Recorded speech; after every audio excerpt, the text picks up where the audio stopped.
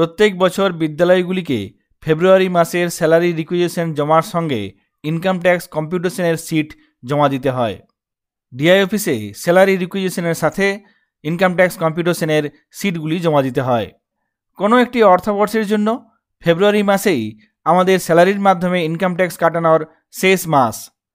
সেই জন্য আমরা এই মাসে ইনকাম ট্যাক্স কাটানোর আগে নিজেরা ইনকাম ট্যাক্স কত লাগবে একটা হিসেব করে নিয়ে বিদ্যালয়ের অফিসে জানিয়ে দিই, সেই পরিমাণ টাকা ইনকাম ট্যাক্সে কাটানো হয়। একটা অর্থবর্ষে ইনকাম ট্যাক্স কত লাগতে পারে সেই হিসেব করার জন্য একটি সহজ এক্সেল শিট ডিআই অফিস থেকে পাওয়া সহজ এক্সেল শিট আপনাদের সামনে হাজির করেছি এবং দেখিয়ে দেব এই এক্সেল শিটের মাধ্যমে কিভাবে আপনারা সহজেই ইনকাম ট্যাক্স হিসেব করতে পারবেন। এই এক্সেল শিটের মাধ্যমে ইনকাম ট্যাক্স হিসেব করে আপনারা বিদ্যালয়ের অফিসে জমা দিতে পারবেন এবং বিদ্যালয়গুলি এই শিট ডিআই অফিসে জমা দিতে পারবে। এখানে দেখুন সেই এক্সেল শিট আমি ওপেন করেছি। এই এক্সেল শিটে computation of taxable income and income tax for the financial year 2024-25, এক্ষেত্রে অ্যাসেসমেন্ট ইয়ার 2025-26। এই এক্সেল শিট ফিল আপ করার আগে পুরো ভিডিওটি ভালোভাবে দেখে নেবেন, কারণ প্রত্যেকটি ধাপ না দেখলে এটি ফিল আপ করতে অসুবিধা হতে পারে।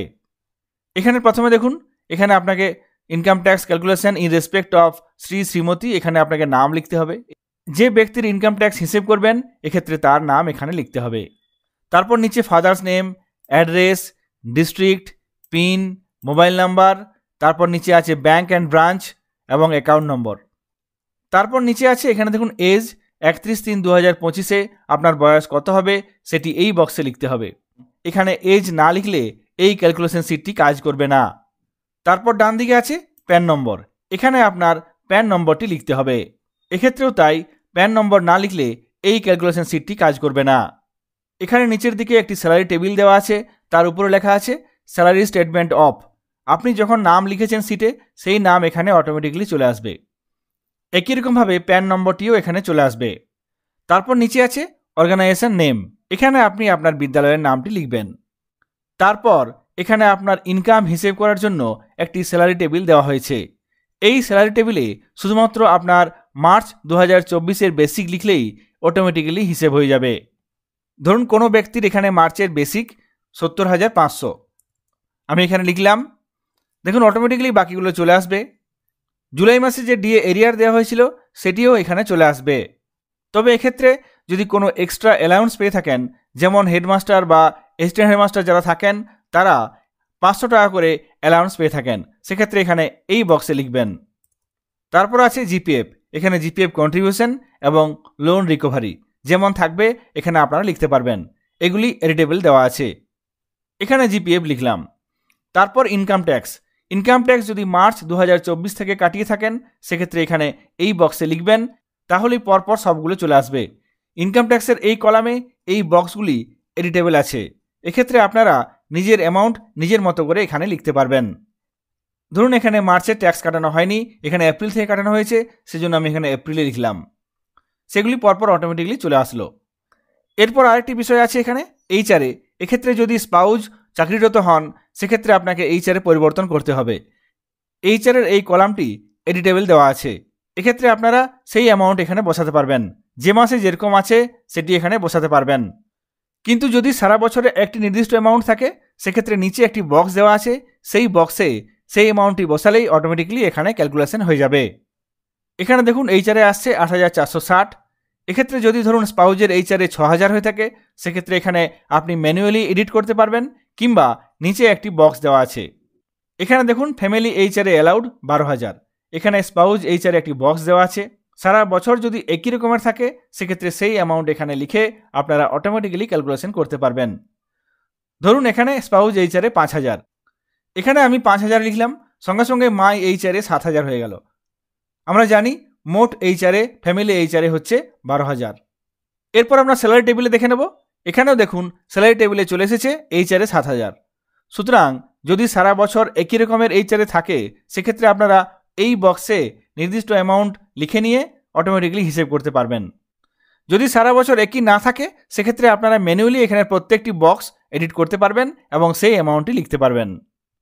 এইভাবে আপনাকে প্রথমে স্যালারি টেবিলটি বানিয়ে নিতে হবে। তাছাড়া বাড়ি ভাড়া সংক্রান্ত ব্যাপারটি নিয়েও এখানে ক্যালকুলেশন দেওয়া আছে। এখানে হাউস রেন্ট পেড পার এনাম আপনি কত পেড করেছেন সেই অ্যামাউন্ট এই বক্সে লিখলেই, সারা বছরে বাড়ি ভাড়ার পরিমাণ এখানে লিখলে এখানে এক্সামশন কত পাবেন সেটি এখানে অটোমেটিক্যালি চলে আসবে। এইভাবে আপনাকে প্রথমে এই কাজগুলি করে নিতে হবে। এরপর এই সিটের উপরের দিকে চলে যাব। এই সিটের উপরের দিকে একটি গুরুত্বপূর্ণ বিষয় আছে, যেটি হলো ট্যাক্স ক্যালকুলেশন আপনি ওল্ড না নিউ কোন রিজিমের মাধ্যমে করবেন। এখানে আপনি সমস্ত কিছু পুট করে নিয়ে ওল্ড বা নিউ সিলেক্ট করতে পারবেন। এখানে এই বক্সটিতে ক্লিক করলেই একটি ড্রপডাউন আসবে, এখান থেকে আপনি ওল্ড নিউ সিলেক্ট করে নিতে পারবেন। একটি সিটেই আপনি ওল্ড এবং নিউ রিজিমে কত ইনকাম ট্যাক্স আসছে সেটি হিসেব করে নিতে পারবেন। এখানে আমি ওল্ড রিজিম সিলেক্ট করে রেখেছি, এক্ষেত্রে আমি বাকিগুলো ফিল আপ করবো। এখানে দেখুন পরপর অটোমেটিক্যালি চলে এসেছে। এখানে স্যালারি অ্যামাউন্ট চলে এসেছে, এখানে স্ট্যান্ডার্ড ডিডাকশন চলে এসেছে, এইচআরএ চলে এসেছে। এরপর যদি এইচবিএল থাকে সেক্ষেত্রে আপনাকে হাউস প্রপার্টি এখানে দেখুন দেওয়া আছে, এখানে ইন্টারেস্ট অ্যামাউন্ট লিখতে হবে। এখানে আমি এইচবিএল ইন্টারেস্ট লিখলাম। এরপর আছে ইনকাম ফ্রম আদার সোর্স, এক্ষেত্রে দেখুন interest from savings account, deposit এবং আদার সোর্স দেওয়া আছে। এক্ষেত্রে সেভিংস অ্যাকাউন্ট, ডিপোজিট এবং আদার সোর্স থেকে যে ইনকাম হয়েছে এই বক্সগুলিতে লিখতে পারবেন।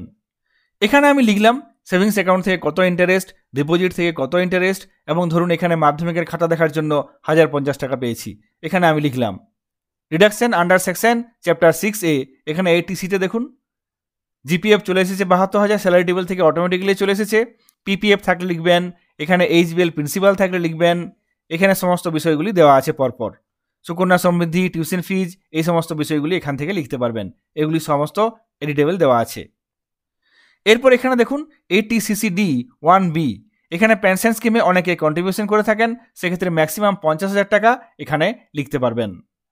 তাছাড়া এখানে ATCCG investment under an equity saving scheme, maximum 25,000 টাকা এখান থেকে পাবেন। তারপর নিচে আছে 80D, যদি মেডিক্লেম থেকে থাকে সেক্ষেত্রে এখানে এই বক্সে লিখতে পারবেন। তারপর এখানে আছে 80DD, এখানে dependent person with disability, severe disability, এক্ষেত্রে কত ছাড় পাওয়া যাবে এই ইনফোতে ক্লিক করলে আপনারা পেয়ে যাবেন।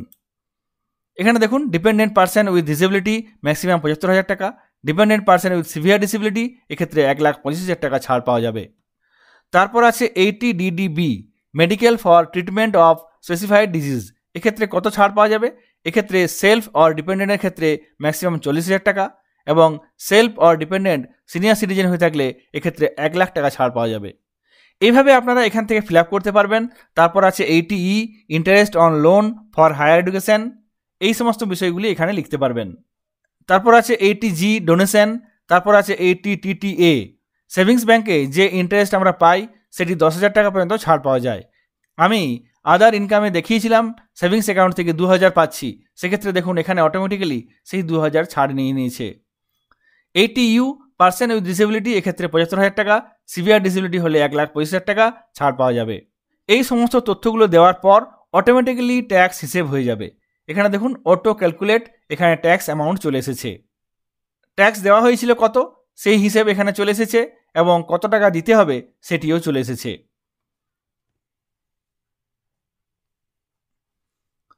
এটি আমরা ওল্ড রিজিমের ক্ষেত্রে হিসেব করলাম। এরপর এই সিটেই এই ক্যালকুলেশনের ভিত্তিতেই আমরা নিউ রিজিম সিলেক্ট করে নেব, তাহলে কি পরিবর্তন হচ্ছে দেখে নেব। এরপর আমরা নিউ রিজিমে ইনকাম ট্যাক্স কত আসছে সেটি হিসেব করে নেব। আমি আগেই বলেছি এই সিটের উপরের দিকে ট্যাক্স ক্যালকুলেশন টাইপ, এখানে দেখুন ওল্ড রিজিম। ওল্ড রিজিমে আমরা পেয়েছি। এরপর আমরা এখানে এই বক্সটিতে ক্লিক করব, তাহলে একটি ড্রপডাউন আসবে, এখান থেকে আমরা নিউ রিজিম সিলেক্ট করে নেব। সঙ্গে সঙ্গে দেখুন এসডি পাল্টে গেছে, 75,000 হয়ে গেছে। ওল্ড রিজিমের ক্ষেত্রে এসডি ছিল 50,000, এক্ষেত্রে এসডি হচ্ছে 75,000, এবং বাকি ক্যালকুলেশন অটোমেটিক্যালি হয়ে গেছে। এক্ষেত্রে কোনো ছাড় পাওয়া যায় না, এইচবিএল ইন্টারেস্ট এখানে লেখা থাকলেও কোনো ছাড় পাবেন না। এরপর নিচের দিকে চলে আসব, এখানে দেখুন নিচের দিকে অটো ক্যালকুলেট হয়ে গেছে ইনকাম ট্যাক্স। 52,223 টাকা ট্যাক্স এসছে।